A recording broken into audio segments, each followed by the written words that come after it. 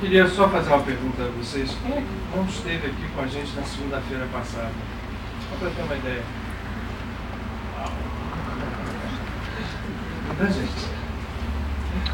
Por que eu estou fazendo essa pergunta? Só para que a gente não se preocupem, porque eu falei isso aqui na segunda-feira passada, vou falar hoje, mas o que nós estamos pretendendo fazer até o dia 27 de novembro não é um tratado em sequência, didaticamente em sequência, mas algo que busca fazer sentido. Então, quem não estava conosco aqui na segunda-feira passada merece um esclarecimento para que a gente possa se situar em que processo nós estamos buscando aqui na casa, convidando a todas aquelas pessoas que chegam à casa, que buscam aqui encontrar, não numa palestra, a gente também sempre repete isso, não se trata isso aqui de uma palestra, se trata de uma conversa, de uma busca em conjunto, para que nós possamos ganhar na essência, na espiritualidade, que somos. Nós vimos aqui pelas leituras do Otton, sabemos certamente daquilo que estudamos, a essência e a espiritualidade de que somos formados, somos isso, buscar que essa verdade possa se manifestar em nossas vidas de uma forma plena, na nossa vida comum, na nossa vida diária.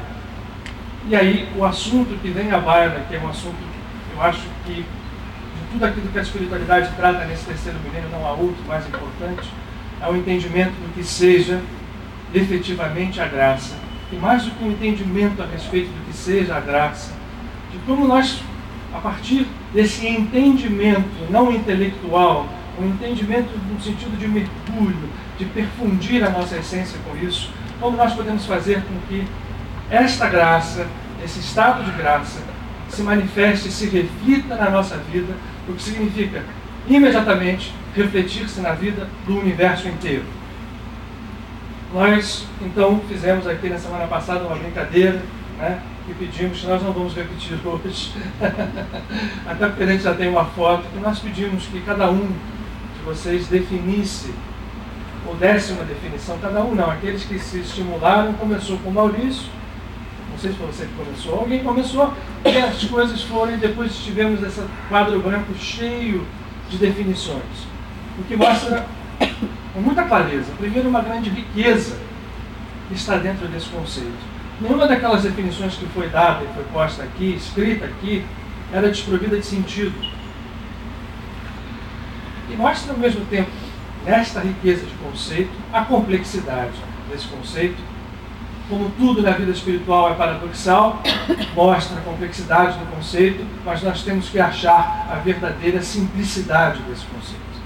No momento em que a gente encontra isso, começa a fazer sentido, começa a fazer efeito em nós, o que seja verdadeiramente a graça. E olha, e aí eu quero pedir já desculpas prévias, porque eu até vi na semana passada, né, nos olhares de vocês, quando a gente toca nesse assunto, a gente toca em coisas muito estabelecidas dentro de nós.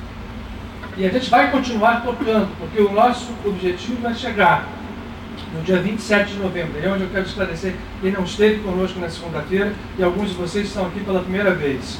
No dia 27 de novembro, nós temos um novo encontro em Mendes, que foi esse que a Daniela se referiu, em que a casa como um todo se movimenta espiritualmente, para que nesse encontro de Mendes, nós possamos chegar a uma espécie de zênite de uma caminhada nesse ano, em relação à percepção do conceito da força e do poder da graça em nossas vidas. Até lá, a gente pretende se encontrar aqui todas as vezes que eu estiver com vocês às segundas-feiras. Elas não são sucessivas, não é porque eu não venha estar aqui, é porque a gente traz muitas vezes outros companheiros da casa para falar em segundas. Tem sido com o Emanuel, tem sido com a Rose, tem sido com pessoas convidadas de fora. Então, a não sucessividade, ela reflete isso, mas ao mesmo tempo também reflete um não didatismo, no sentido de que a gente não estará aqui fazendo algo como uma aula sobre graça. Aliás, tudo que a graça não pede é que ela seja tratada como um conceito que possa ser traduzido sob a forma de, enfim, conceitos escritos que a gente possa copiar num caderno, ler e decorar aquilo e entender aquilo. Não. Tudo que a graça não é algo que possa ser agarrado dessa forma, com o intelecto, com as mãos, com conceitos escritos, com definições teológicas, por mais brilhantes que elas sejam. O que a gente vai tentar é, até usando as definições teológicas, usando as percepções que nós todos temos, certamente, tanto temos que enchemos esse quadrinho aqui de palavras a ponto de não caber. Usando isso tudo, encontrar o fio de unidade que liga tudo isto, e ao encontrar esse fio, nós estamos encontrando um fio, tal como um fio de Ariadne no próprio labirinto, que nos leva a poder fazer com que o Minotauro não coma mais ninguém, né? E nós possamos controlar o Minotauro até sem matá-lo.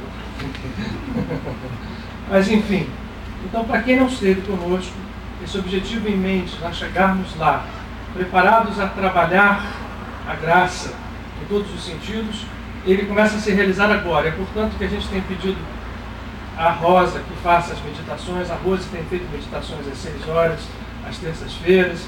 A Sandra faz às segundas-feiras entre 6 e 7 horas. E nós vamos ter trabalhos práticos, porque para atingir esse processo não há como fazer sem utilizarmos ferramentas de trabalho espiritual. Isso é hiperconceitual. Mas, apesar de ser hiperconceitual, por isso eu também quero pedir desculpas agora mais uma vez a vocês, nós vamos usar conceitos. E conceitos, às vezes, assustam um pouco. Ok? Então, previamente, não se assustem. Se assustarem, a gente pode parar, né? Isso não é uma palestra, é uma conversa. Então, podem levantar o dedo, porque a gente vai mexer em algumas feridinhas internas nossas, que estão cobertas lá com uma casca bem estabelecida, mas que continuam operando dentro de nós, sem que a gente saiba disso. E para tanto, hoje a gente vai voltar ao livro do Gênesis. Quando seguro aqui, eu olho assim, eu vejo sempre assim, caramba, sabe o que ele vai ler hoje? Qual é o tamanho dos textos que ele lê? Hoje não haverá leituras muito profundas. Na semana passada a gente até leu mais, eu acho, do que hoje a gente não fará. Mas nós vamos voltar a um livro que a gente tem aprendido a desprezar por não entendê-lo. O livro do Gênesis, ou em hebraico, o Bereshit, ou o início, como tudo que está aqui, cada palavrinha que está aqui, seja na escritura antiga, seja na escritura que nos veio com a vinda de Jesus, o Cristo, ao mundo. Cada uma dessas palavras é a capa, é a superfície, é a casca de algo que está por baixo, e por baixo, e por baixo, e por baixo, e por baixo.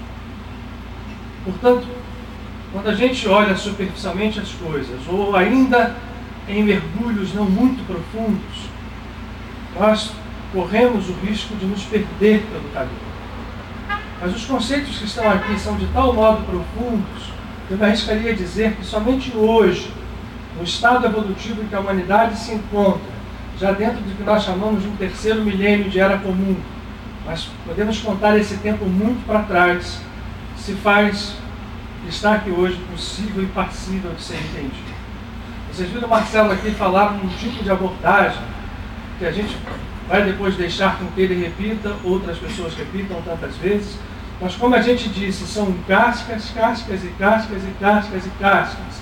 São conceitos, conceitos, conceitos, conceitos e conceitos que remetem não apenas ao nosso planeta em que vivemos, essa pequena Terra, nesse concerto cósmico, nas cercanias de uma constelação, de uma constelação, sim, né, que o nosso Sol pertence, mas de uma galáxia que nós já sabemos que, apesar de ter... Quando eu comecei a falar quantas estrelas tinha a Via Láctea, lá na Gávea, eu falava para vocês 100 bilhões, lembra? Quem estava com a gente na Gávea ouviu falar 100 bilhões de estrelas. Hoje a gente já sabe que são mais de 400. Só na nossa. E a Via Láctea é uma das tantas outras 200 e poucos bilhões de galáxias no universo conhecido, sempre em expansão. E a gente já sabe que esse universo conhecido, sempre em expansão, é parte de outros mega-universos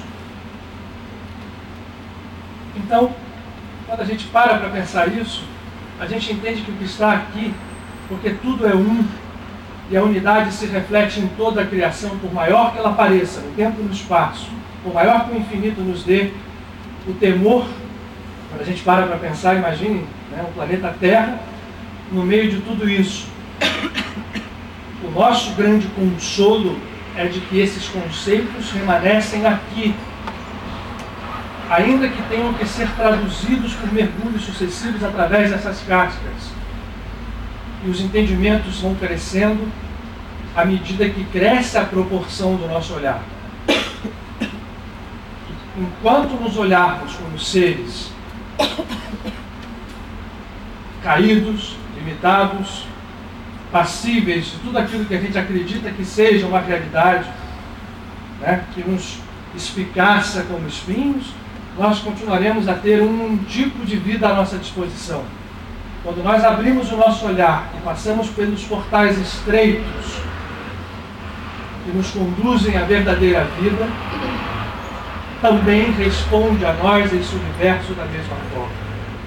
A graça é, pois, uma das chaves que nós precisamos para entrarmos nesses reinos grandiosos de vida, de onde um dia, e isso é que está aqui nesse livro, um dia nós saímos, em que nível seja. Eu quero repetir esse conceito para vocês. Não estamos falando no nível apenas da civilização do planeta, ou da civilização de planetas ou de estrelas na circunscrição, vamos chamar assim, local do nosso universo. Estamos falando em conceitos que vão à criação desse próprio universo. Porque como unidade divina, a nossa unidade primordial transcende as próprias grandezas angélicas ou de seres angélicos que nós imaginamos serem os maiores seres da criação. Não há isto na criação verdadeira. Na criação verdadeira só há o um, e do um participam todos, inclusive nós, inclusive aquilo que se diz inferior a nós. Isso está aqui. Repito mais uma vez, em conceitos que temos que descascar. E hoje o que a gente pretende fazer é avançar um pouco mais, descascar um pouco mais esses conceitos numa história muito simples, que certo, todos nós conhecemos na infância, e que a gente não liga muito, mas que nesse tipo de visão nos traz algumas surpresas. É a história, eu tenho um peru na discussão, de dois seres.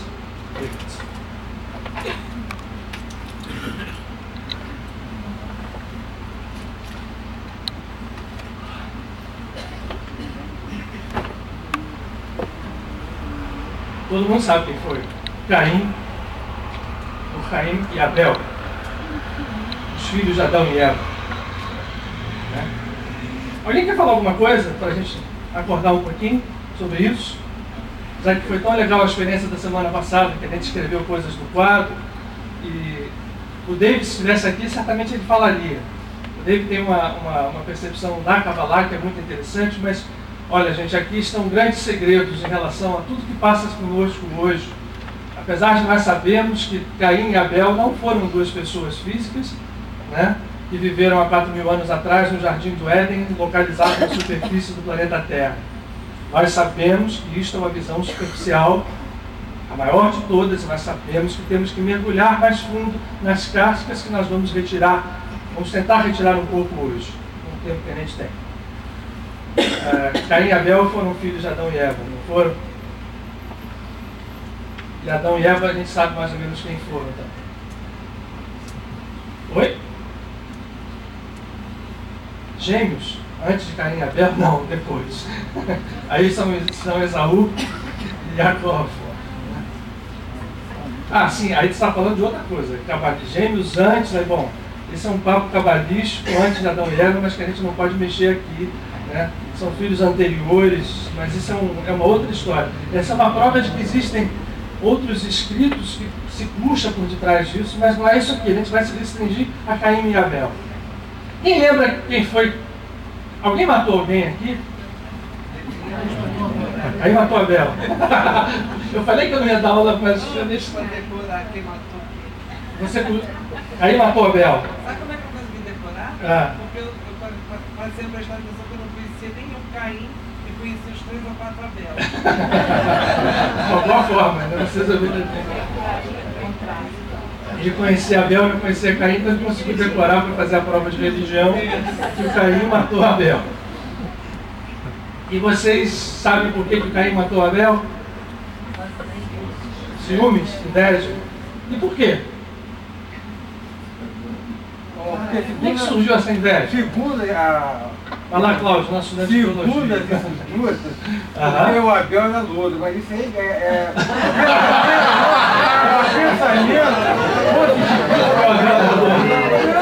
o pensamento positivista da igreja. Isso é ótimo, legal, porque a gente vai entrar. É o pensamento positivista da igreja de época, o pensamento de época da igreja. Porque a igreja sempre foi racista. A igreja sempre foi racista. Ah tá, mas tudo bem. Ela botou isso como concordo, mas vamos. Não vamos entrar por esse campo, senão vira um debate aqui de natureza político, religiosa. Mas, olha, assim, de toda forma, é o seguinte, nós temos conceitos, cada um de nós tem um conceito próprio a respeito disso, a gente aprendeu isso em aulas de religião, e certamente a gente fugiu dessas histórias porque elas se tornam meio irracionais, com o conhecimento científico que a nossa civilização atingiu, nós somos também levados a nos afastar delas. A gente quer encontrar significados mais profundos. Vou repetir isso bastante, só para que fique bem claro. Desde aqui você, quer dizer, segundo o Abel era louro, mas pode ser o que a gente acha como significado, pode ser também esse, não tem nenhuma diferença muito. O Abel agradou a Deus e o Caim não. E por que o Abel agradou a Deus? Era bom, né? Olha isso. Era bom, era calmo, isso, né? Era bonzinho e o Caim não era. Não é isso? Esse é o conceito que a gente tem. A gente aprendeu isso nas aulas. Certamente a gente aprendeu, todo mundo aprendeu isso. O Abel era dócil, era, né, alguém que fazia as coisas todas certinhas que Deus queria, e o Caim não. E no momento em que Caim ficou com inveja de Abel, ele matou. Você sabe o que significa esse nome aqui em hebraico? Nossa professora Silvia? Vida. Eu vou fazer aqui uma transliteração que se fala Raima. Né? Significa vida. O nome do assassino é o nome da própria vida. Guardem isso. Revela é luta. Oi? Revela é luta. Revela é duto. Olha só, hein? A Silvia já está nos ajudando aqui. E Abel, o nome hebraico em Abel é Revela e é luto. E cadê o bonzinho aqui? Cadê o malzinho? Né? Uai. Alguém já falou isso? Uai. Agora eu quero ler para vocês um trecho pequeno do Gênesis, do Bereshit, e sabendo o seguinte, isso aqui é uma tradução portuguesa. Eu quero explicar uma coisa para vocês, porque nós vamos chegar, quando a gente fala de graça, a gente vai falar muito disso, de literalidade e de espiritualidade, no sentido de espírito vivo nos textos. Então, quando a gente traduz, o italiano tem uma expressão fantástica para isso, que ele diz, traduttore traditore.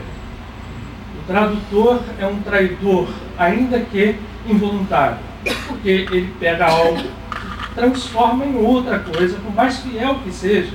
Então, quando você traduz alguma coisa, e no tratamento que é dado pela mística, ou pela espiritualidade aos textos sagrados, especificamente na Torá, que são os 5 primeiros livros do Antigo Testamento, cada letra é importante.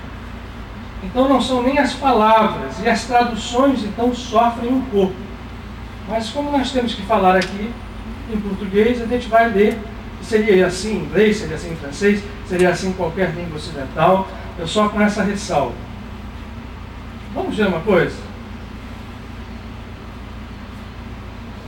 Eu ia voltar antes, e vou voltar antes. Eu vou ler só passagens para vocês. Estamos no momento em que a serpente seduz Havá, ou Eva, e Adão se justifica dizendo que foi ela, né? E ela fala que foi a serpente, e um fica com o outro, e nesse instante o Senhor Deus disse. Eu quero ressaltar uma coisa também que é muito importante, nós vamos usar disso aqui. Em hebraico, a gente não usa Senhor Deus, Deus, Deus, Deus, como a gente usa em línguas ocidentais. Em hebraico não se usa Deus. Existem nomes para esta força, e os nomes são muito importantes porque qualificam estruturas muito poderosas, muito profundas, muito sutis. Então, para cada nome, existe uma razão de aparecer ali naquele local. Então, a gente já perde isso aqui no português. Quando a gente está falando de Senhor Deus aqui, certamente a tradução hebraica se refere à palavra Adonai. Quando nós estamos falando, em algum outro momento, Elohim, uma delas, inclusive, é flexionada quase sempre no plural. Você vai ver que se mantém na Bíblia o pronome da primeira pessoa, nós, apesar de traduzida para a língua ocidental. Mas diz assim, o Senhor Deus disse, nós vamos... Aí se criou a história do majestático, né, que os papas usam, que os reis usam para dizer nós fazemos, e foi uma distorção desse conceito. Mas o conceito original é plural mesmo. Lá está dito, o Senhor Deus disse à serpente, porque fizeste isso, serás maldita entre os animais domésticos e entre todos os animais selvagens.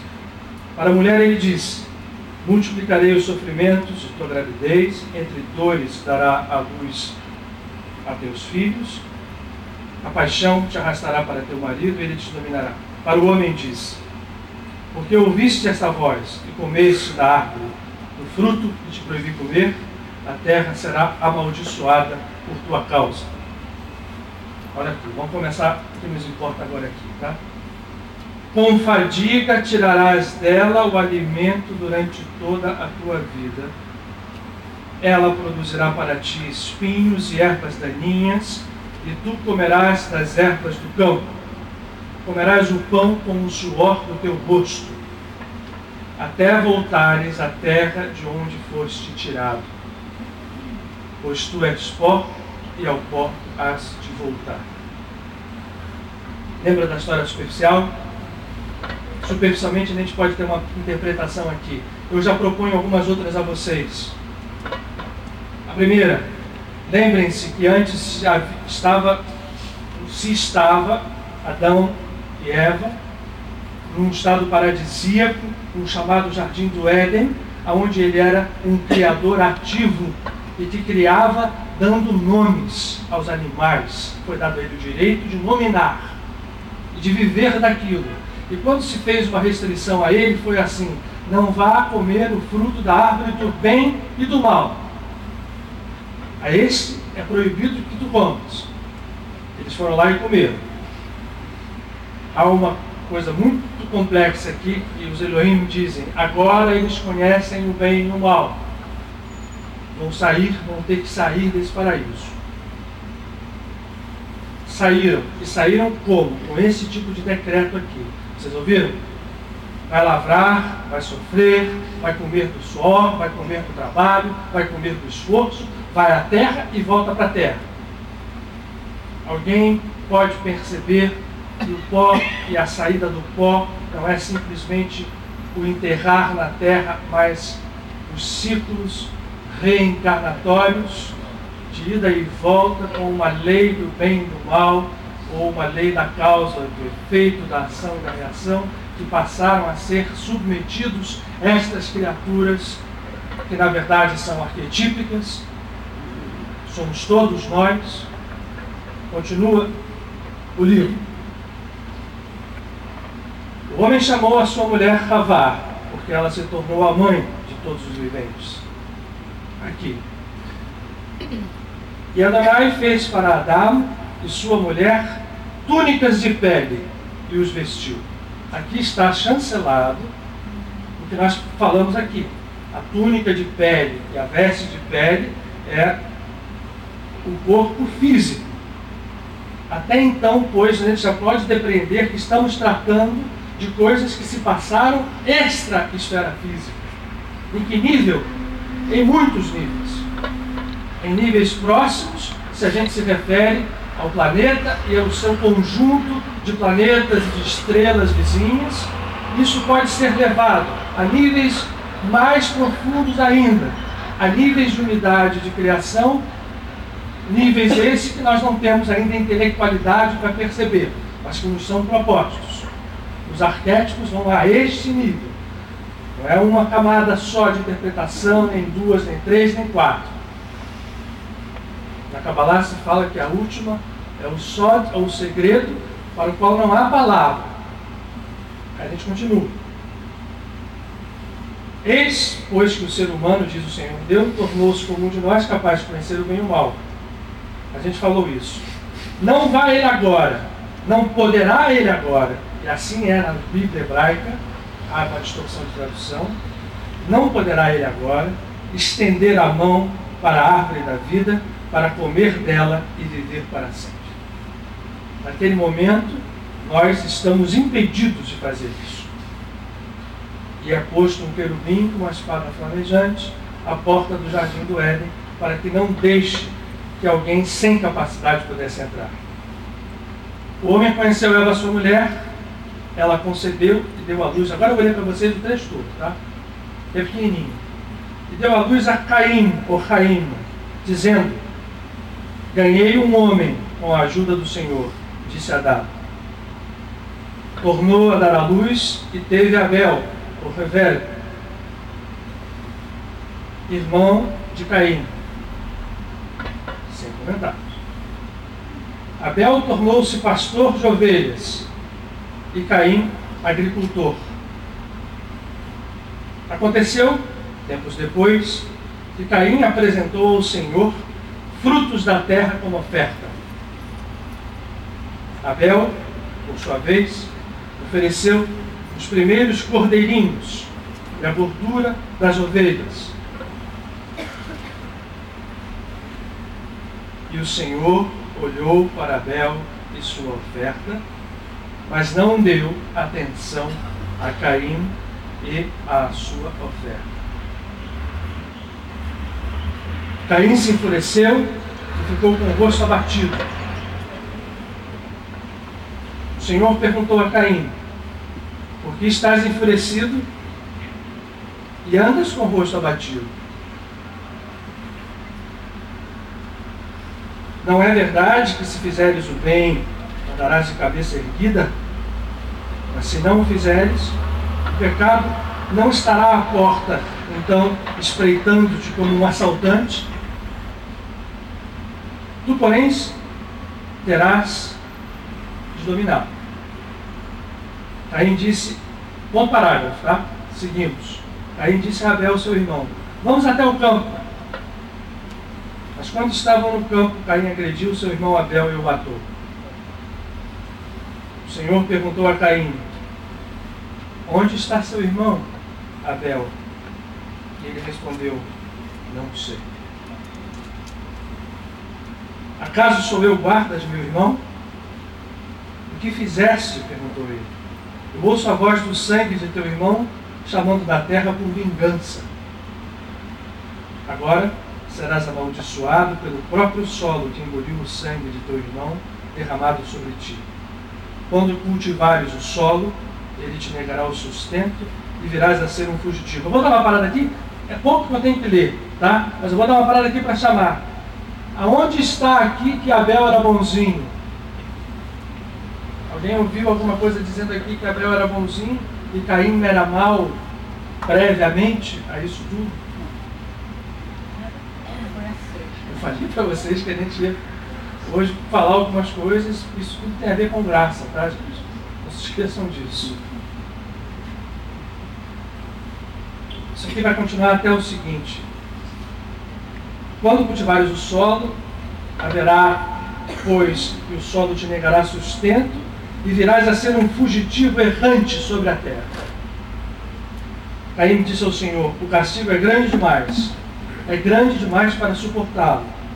Se hoje me expulsas desse solo e devo ocultar-me diante de teu rosto, quando estiver fugindo e vagueando pela terra, quem me encontrar vai matar-me. Mas o Senhor lhe disse: pois bem, se alguém matar Caim, será vingado 7 vezes. E pôs então o Senhor sobre Caim um sinal em Caim, para que ninguém, ao encontrá-lo, o matasse. Caim afastou-se da presença do Senhor e foi habitar na região de Nod, que significa em hebraico a terra dos vagabundos. O que é vagabundo? É o que vagueia, o que vaga. Eu vou parar de ler aqui, porque daqui para diante a gente poderia ficar 10 anos estudando isso aqui. Aliás, tem gente que estuda isso a vida inteira e vai olhando essas superficialidades. Mas eu queria chamar para você a atenção de uma coisa. Depois eu conto a história como se deu, daí para frente. Nós vamos sentenciar Deus como mal aqui. Quem concorda que Deus foi injusto nesse momento? Olha lá, o Gilberto levantou o dedo corajosamente. Eu concordo, porque ele é culpado por não se agradar da oferta de Caim. Porque não está do Abel. Que pai é esse? Gosta mais de um. Isso aí, olha só. Obrigado, Gilberto. Olha aqui, a única coisa que a gente pode... Vamos fazer só uma regrinha aqui. Uma única regra. Aliás, não é uma única regra. É uma única asserção. E eu vou usar essa palavra englobando nela todos os conceitos que a gente conhece. Gente, Deus não é injusto. Ok? Quem é esse Deus? O que você falou faz todo sentido, Gilberto. Aqui, isso eu te confesso também que quando eu li isso pela primeira vez nas minhas aulas de religião, eu parei para pensar na seguinte história. Ora, chegou com ofertas da sua lavra. Ele plantou e ele trouxe os frutos da sua lavra, da sua colheita para Deus. Frutos, colheita. Segundo a nossa visão de hoje, até o Caim era muito mais ecológico do que o Abel, porque, afinal de contas, ele plantou, não devia ter agrotóxico naquela época. Nenhum. E ele trouxe isso aqui, mas eu ouvi o Cláudio falar uma coisa para vocês, lá para a gente aqui. Apesar de ter trazido frutos, esses frutos vieram de um determinado lugar, foram plantados por ele. Terra. Abel trouxe cordeirinhos, bonitinhos, os matou e ofertou os pedaços do cordeiro e a gordura. E Deus preferiu esse aqui. Estou vendo os olhares recalados. Vocês não leram essa história direito, não aprenderam? Ou quando o padre ensinou que o Abel era muito bonzinho, né? E o Caim muito malzinho, portanto o mal matou o bom. Nós estamos mergulhados nessa história do bem e do mal até hoje, gente. Ela nos ilude a este ponto. Isto aqui, a própria fantasia em cima dessa história, é o medo de enfrentar uma coisa que é muito maior do que... Hoje é chegada a época de nós, como civilização, superarmos a árvore do bem e do mal. Nós precisamos da árvore da vida, não é a árvore do bem e do mal. Olha, eu falei uma palavra legal agora aqui. Quem é vida? Eu acho que isso aqui é uma pista para nós que Deus não é tão injusto assim. Apesar desta oferta aqui for ser agradável, este aqui, quando morre, tem um sangue clamando por vingança, e esta vingança entra aqui. Quem vai gerar a redenção é a vida, é Caim e não Abel. Porque apesar deste aqui ter feito uma oferta agradável, Um e o outro não fazem sentido separados.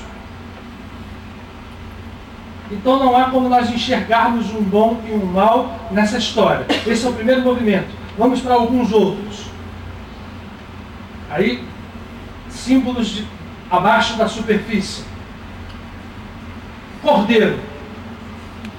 A gente já falou sobre isso aqui. Qual é a simbologia do cordeiro? É o ego. Porque a gente sabe que o cordeiro, apesar de manso, quando gira para fora a sua agressividade, tanto que o signo que tem o símbolo do cordeiro é o signo de Áries, que é o signo de fogo intenso. A própria palavra Agnus, latina, vem do sânscrito Agni, que é o deus do fogo. Pois o cordeiro que foi ofertado por Abel. Olha o que um e outro fizeram de bom. Esse aqui pegou o que o pai estava fazendo e trabalhou e ofertou frutos da terra. A oferta não foi agradável a Deus. Só isso. No primeiro momento só houve isso. Não houve mais nada. Deus não chegou para Caim e disse assim: vou te castigar porque você me trouxe frutos da terra.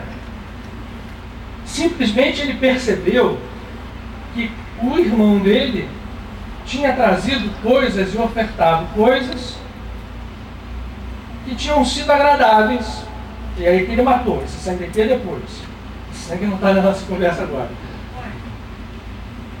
O que Abel era? Pastor. O que Krishna era? O que Moisés era? O que Davi era? O que Jesus se intitulava? Pastorear algo que você, o cordeiro, eu não crio, eu não meto lá. Né? Até hoje a gente faz assim, esses símbolos são sempre relativos, até se faz inseminação artificial. Mas naquela época você deixava a natureza agir, o rebanho acontecia e eu cuidava do meu rebanho. Rebanho, animais, são símbolos muito profundos das nossas forças, que são divinas, porque não há nada aqui, em nenhum momento dessa história, apesar da oferta de Abel ter agradado a divindade no primeiro momento mais, não há nada aqui que não seja divino. Mas por que Deus prefere este tipo de oferta antes dessa? Vamos lá, a gente vai juntos. Ele ofereceu o ego, aqui está dizendo a Márcia, simbolizando que ao cortar essas gorduras em pedaços e passá-las no fogo, no sacrifício do fogo, eu estou fazendo com que tudo aquilo que está dentro de mim seja coordenado. Por isso eu sou pastor, eu cuido do meu próprio rebanho, e eu trago isso à frente do divino e a ofertar a ele.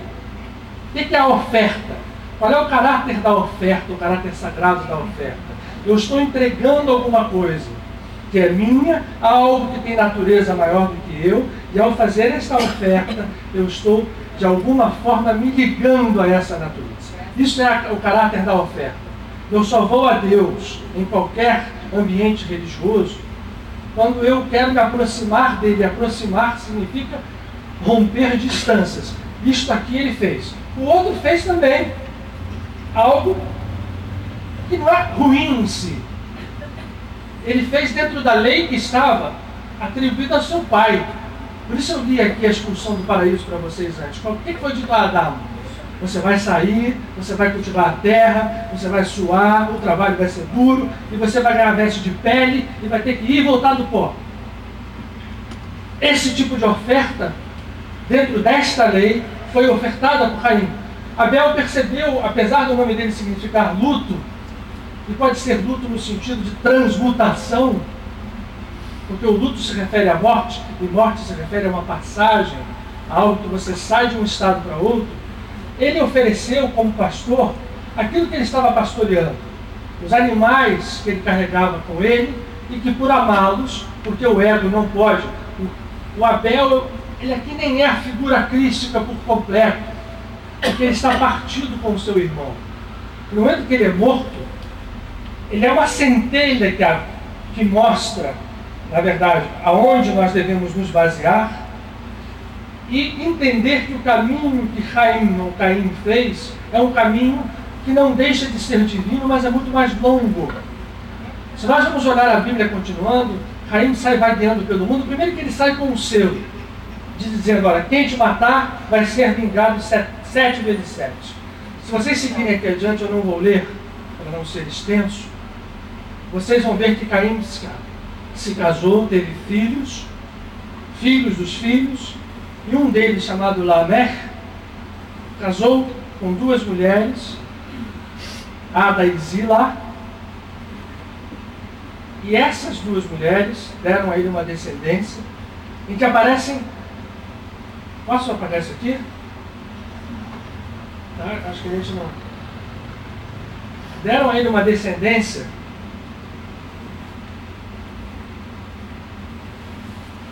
Vou fazer uma coisa aqui para vocês. Ficaram vivos 2.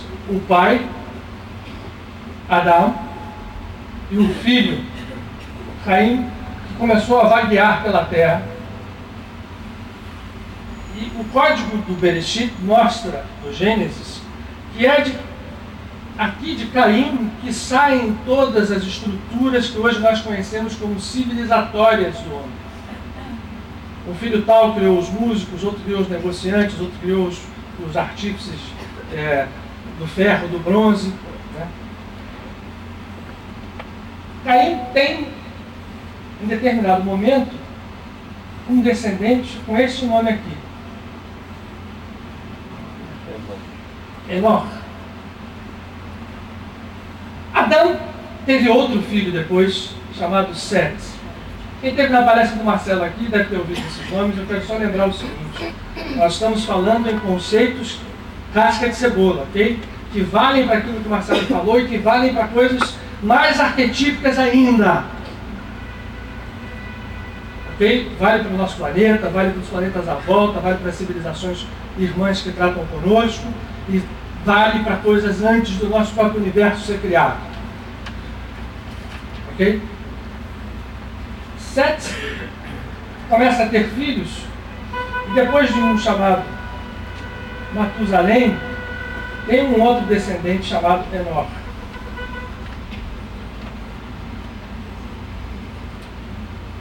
Desculpa, é o contrário aqui. Yared faz nascer Enoque, mas o nome não importa aqui, depois de Matusalém. Esses dois nomes, nas duas descendências, são uma pista para nós. Só um continua em termos de citação. Esse aqui aparece o filho e desaparece na linhagem de Caim. Este aqui na linhagem de Sete vai, depois de dar origem a Matusalém e dar origem a Noé, ele vai ser, depois de viver 365 anos, tomado pelo divino. Enoque foi arrebatado da mesma forma que são arrebatados os seres de natureza crística plenamente realizada. Acontece que existem dois com o mesmo nome. A pista que nós temos é o quê?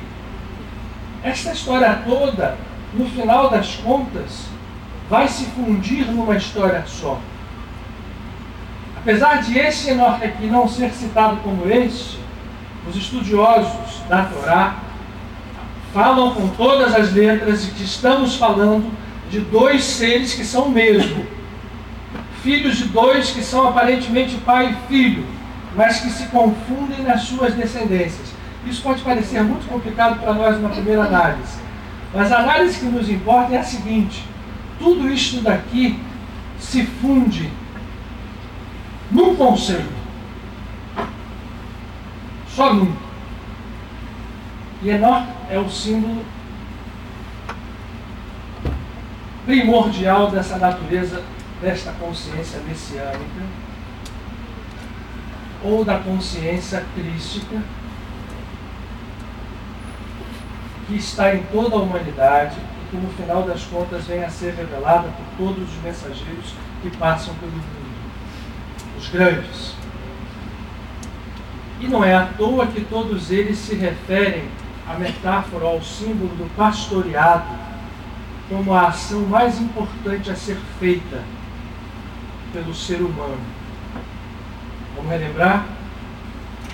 Abel era pastor, Moisés era pastor, Krishna era pastor, Gilgamesh era pastor. E todas as simbologias que nos levam a domarmos a natureza, domarmos, não gosto dessa palavra, pastorearmos as naturezas aparentemente inferiores em nós, para fazermos dela oferta ao divino, nos levam a um caminho de retomada de algo que foi perdido. Foi perdido aonde? Lá no Gameden, lá no Jardim do Éden, com a expulsão, com o decreto de que você vive da terra e da terra você colhe os frutos. E se você continuar vivendo assim, o único castigo, eu vou passar para o Marcelo aqui já, o único castigo que Deus fez a Caim foi depois que ele matou Abel. Em nenhum momento Deus disse a ele: você é um cara mau. Olha o que ele falou para ele ali, eu li para vocês. Você está de rosto pendido para a terra. Você anda com medo e com a cara assim. Cuidado, isso é pecado. Simbolicamente falando, a gente já falou aqui, eu estou repetindo para quem não estava na segunda-feira passada, pecado, a palavra pecado vem de peça, vem de separação, vem de rompimento, vem de fragmentação, e ela acontece quando a gente começa a fazer isto só. E olhar para a terra era o preâmbulo da condenação que ele mesmo estava criando ao matar o seu irmão. Ele consumou a separação, ao invés de se unir com ele, e de entender que aquela oferta que ele fez era uma contraparte da sua própria oferta, e que as duas podiam ser uma, e que esse fruto da terra poderia vir de uma forma muito mais natural, e sem o trabalho, sem o suor, sem a ida e a volta, sem espinhos. Quando ele pende a cabeça para o chão, e Deus avisa primeiro: olha só, o pecado está rondando, não é o pecado religioso, né, dos castigos. Olha, você vai se separar definitivamente. E ele vai, mata, e aí assim, agora você vai andar, e quem te matar recebe 7 vezes 7 o pecado. E eu vou dizer uma última coisa antes de passar para o Marcelo. Esses filhos que ele teve depois, Yared teve casado com 2 mulheres, teve outros filhos, termina de uma forma enigmática um dos capítulos do Gênesis com Yared dizendo assim: Caim, meu pai, vagueou pelo mundo e com um selo de vingança de 7 vezes 7. A cada sofrimento que ele recebesse. Eu matei por nada, eu feri por arranhão. E eu sei que agora, por diante, a vingança não será mais 7 vezes 7, mas 70 vezes 7. Alguém já ouviu essa expressão 70 vezes 7 ser dita em algum momento, ou outro por alguém desse mesmo povo? Alguns anos depois, o antídoto dessa história toda, que é a consciência messiânica e a consciência crística, diz: olha lá, vocês que são filhos de Caim, que têm vida plena, mas que continuam separados, continuam entrando e saindo do pó, continuam vestidos de pele, continuam rompendo a terra para botar frutos, hora dá, hora não dá, suando para trabalhar, reféns das suas obras, ora boas, ora más. Saibam que se perdoarem 70 vezes 7,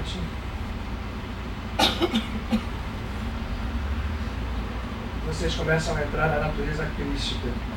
E aí nós começamos a entender que conceito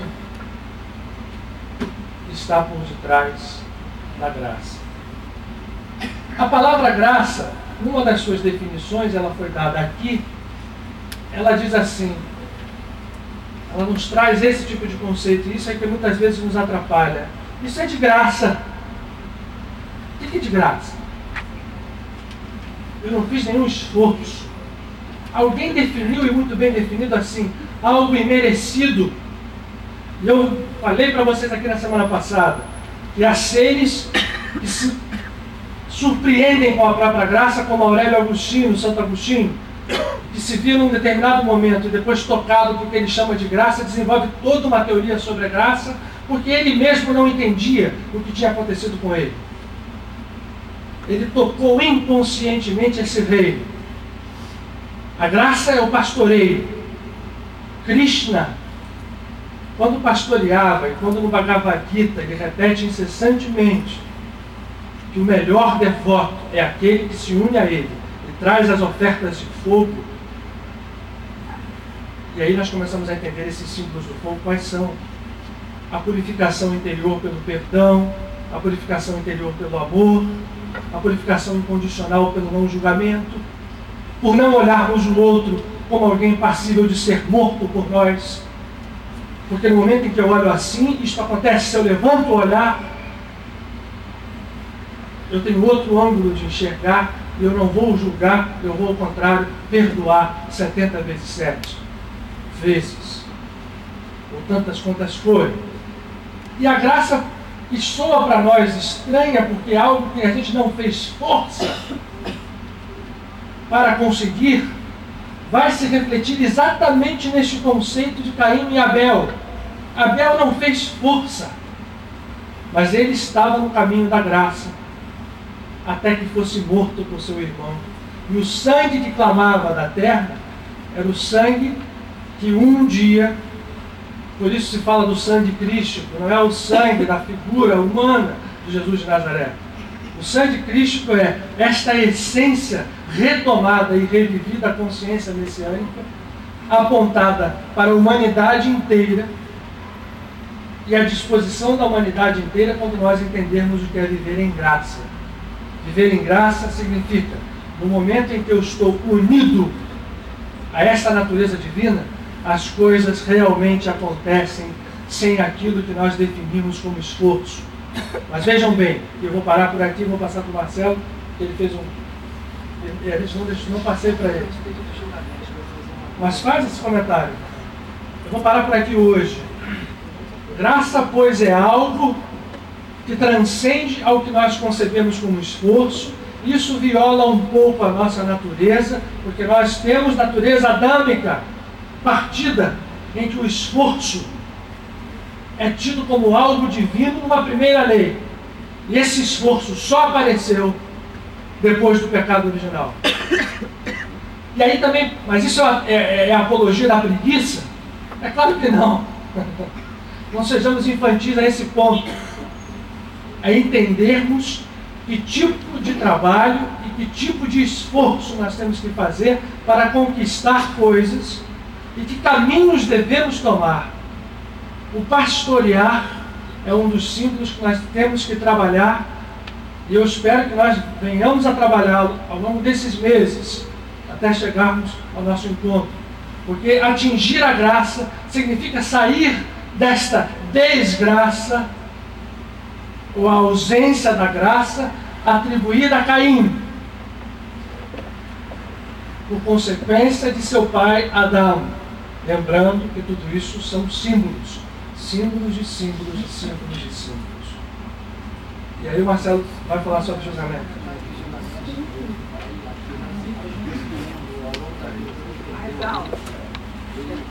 Passou o resto da vida buscando imortalidade. Então, vai lá, repete isso que é legal. Eu ia falar sobre uma complementação sobre Gilgamesh, né? No épico na história de Gilgamesh, né? Ele, quando perdeu o melhor amigo dele, ele passou a buscar o resto da vida dele, a vida eterna, ou a receita da imortalidade. Passou vagueando e buscando a receita da imortalidade.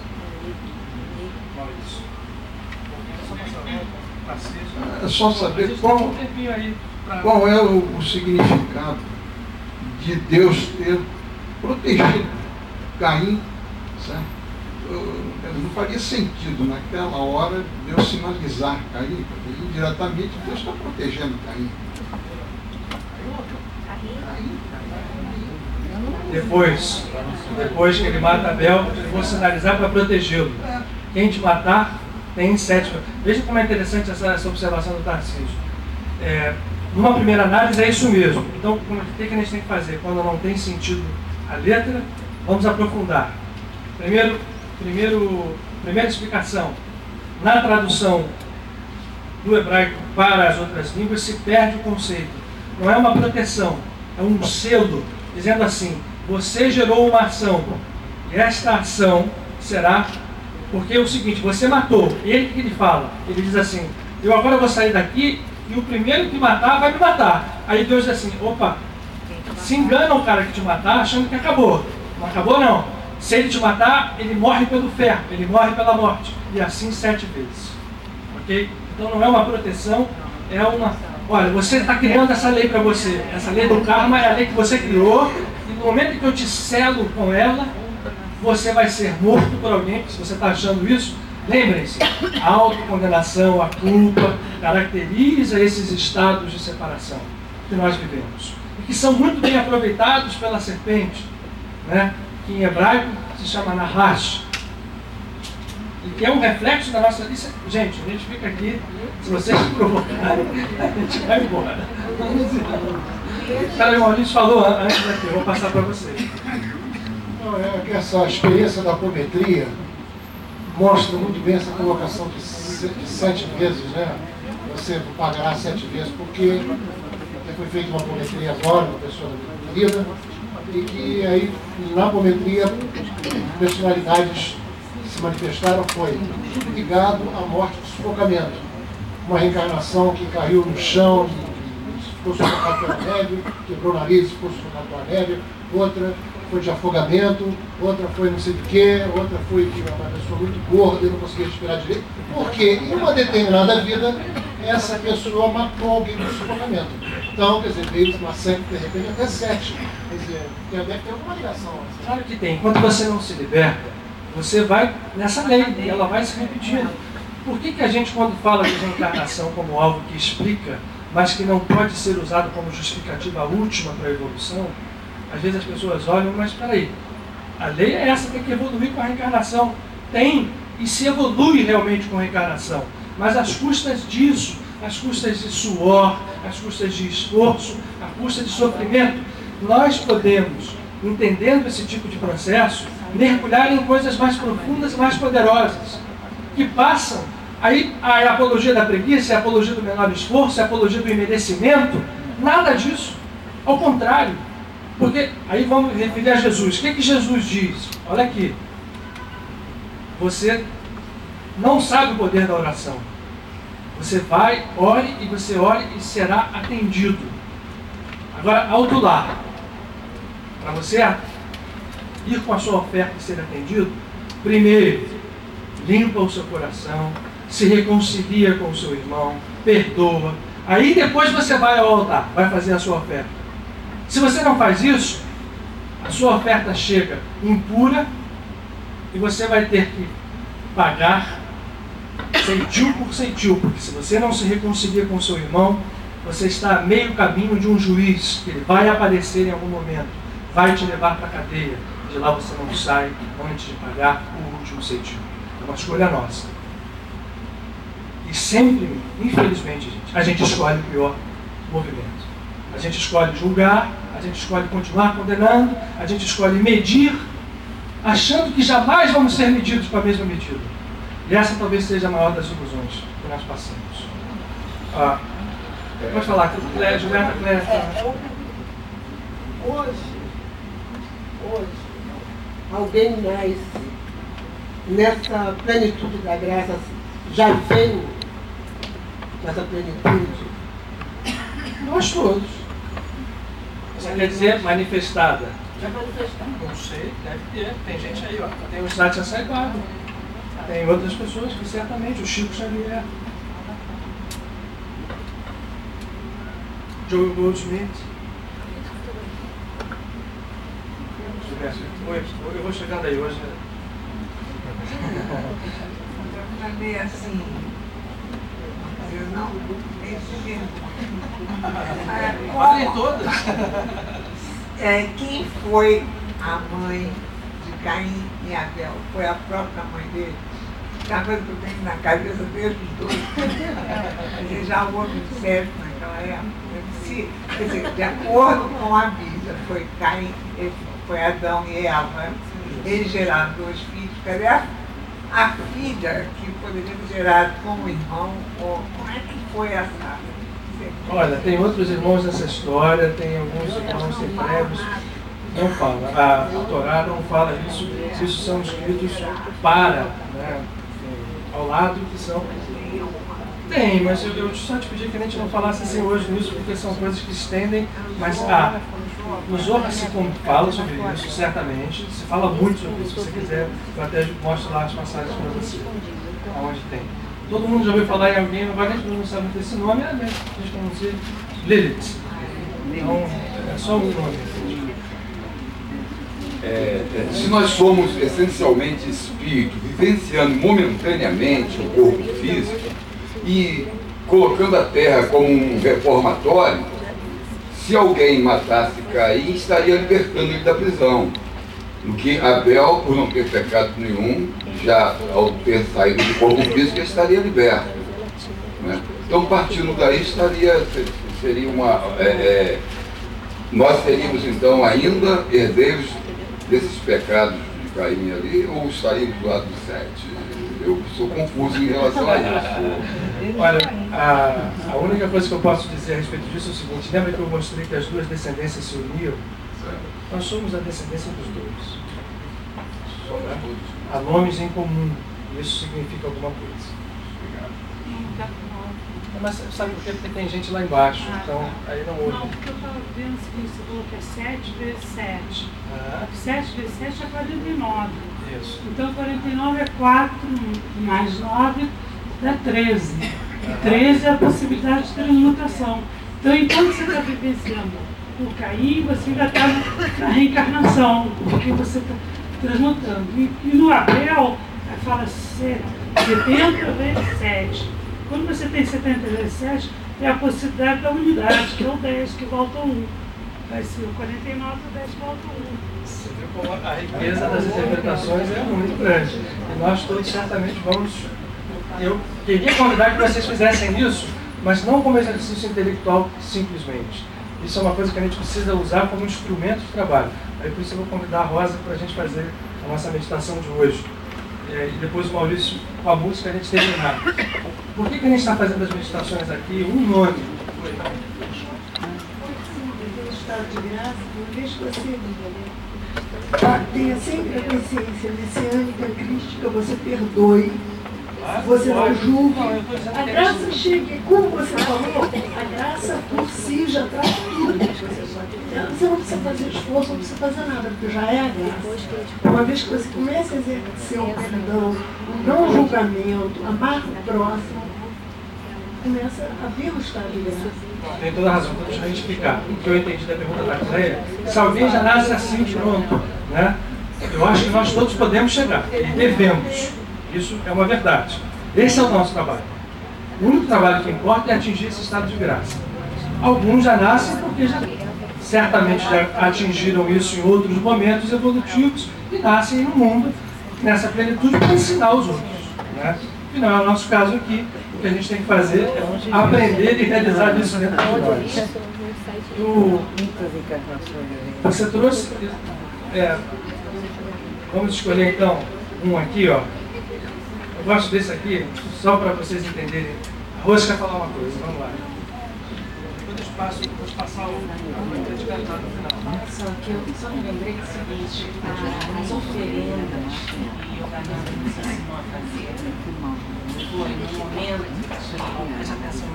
no momento de você agradecer a graça, né, no altar, você faz uma oferenda material e uma oferenda do espírito. Você coloca no altar, né, uma oferenda em dinheiro, representando o seu desprendimento material, e coloca a fragrância da sua alma, representada por uma flor. Você tem que unir as duas oferendas e ter os dois desprendimentos. né? E aí você entra em sintonia com a graça. Muito bom. Vou dizer porque eu escolhi isso aqui. A gente está numa fase, depois de passarmos aí por um período vibratoriamente desafiador, né? A gente está numa fase muito interessante, que culmina amanhã, às 6 horas da tarde, começa um período que é um dia, e quem é estudante de Kabbalah sabe que é um dia especial, quem é, na verdade, ligado ao judaísmo, mas como a gente tem tido aqui, é o chamado Dia dos Namorados, do Tubá, mas as pessoas fazem as coisas restritas demais, né? É o dia da alma gêmea, mas a gente pode entender isso, é isso sim, e é isso também em relação à alma gêmea, como a reunião do que está partido dentro de nós. O Tubá é talvez o dia, para alguns, é considerado o dia mais positivo, de maior irradiação do ano. Por que razão? Esse mês de Av, que nós estamos, que passa para julho e agosto, é o mês do pai. A palavra Av, em hebraico, significa pai. Ora, ninguém mais se referiu ao pai com tanta beleza como Jesus. E aí o que acontece? Hoje é dia 4. O Tubá começa às 6 horas. Hoje é 3. Dia 3. Já começou dia 4. O Tubá vai começar no dia 5. Às 6 horas do dia 4 para o dia 5 inteiro. E aí, nós vamos entrar no dia 6, num dia maravilhoso que é comemorado no cristianismo como a transfiguração de Jesus. Dia 6 de agosto. E essa transfiguração é altamente simbólica também, porque ela mostra o seguinte: ali naquele momento, ele saiu da natureza humana para mostrar a natureza crística. E os apóstolos ficaram meio embasbacados, e ele disse assim: vocês não contem a ninguém. E depois explicou aos apóstolos com mais restrição o seguinte: isso que eu fiz, vocês também podem fazer, porque o Cristo e o Messias está em vocês e está em mim, da mesma forma. Esse nomezinho aí, a Rosa vai explicar por que eu escolhi, porque tem tudo a ver com o Tubá, tem tudo a ver com a gente sair para a graça, né? Mexe no passado. Estado de consciência. Tudo seu. Pode pendurar aí. Tá melhor do outro lado.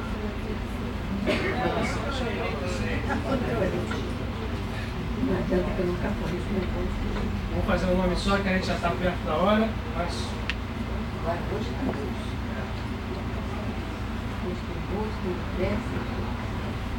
Para quem não sabe, acho que você pode explicar de onde sai isso, né?